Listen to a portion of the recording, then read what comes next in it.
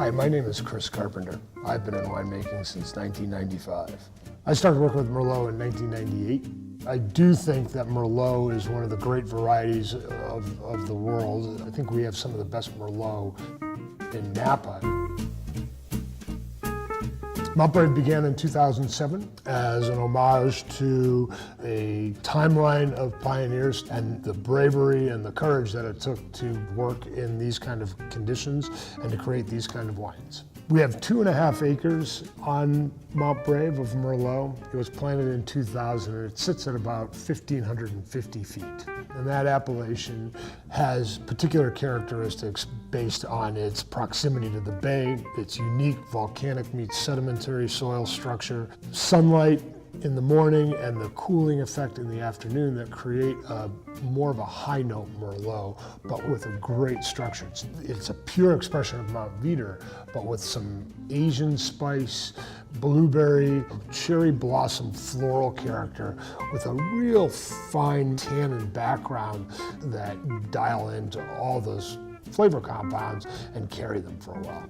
I think the key takeaway from Mount Brave Merlot is that there's not a lot of it. What we produce, we do it with great care and great love, and every bottle is precious, and you should enjoy it for that reason. The Jota Vineyard began in the late 1800s. That area has been producing grapes up to Prohibition and then continued on. We acquired it in 2005 and have been producing wines off of Jota since that moment. The Merlot at Jota is approximately 2 acres, and we're at about 1,700 feet.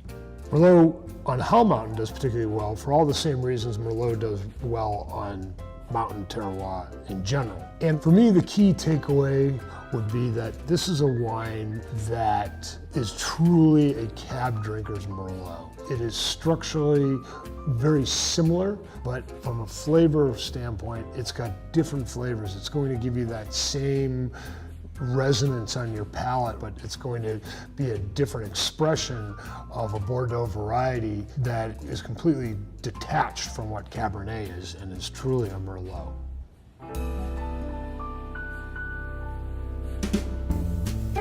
So our vineyard on Howell Mountain was originally founded by the Keyes family in the late 1800s.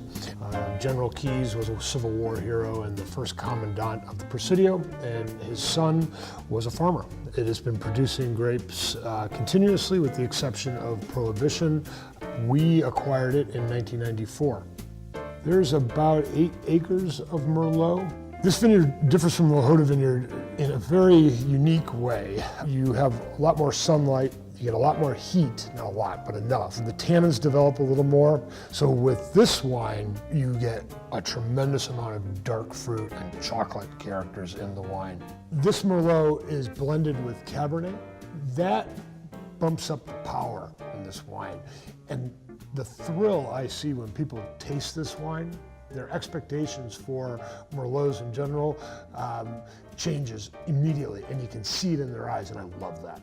The one key takeaway that I would say with this wine is that this is a wine that really lays it out there to the wine world that Napa stands with the best in Merlot, that we can do it as good or better than anybody in the world. And this vineyard, more than what I do, is that expression of the best of the best.